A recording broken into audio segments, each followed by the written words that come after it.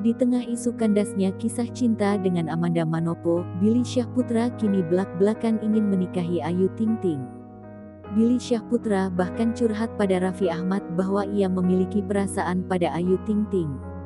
Billy Syahputra malahan sampai berencana membelikan Ayu Ting Ting rumah di kawasan Jagaraksa.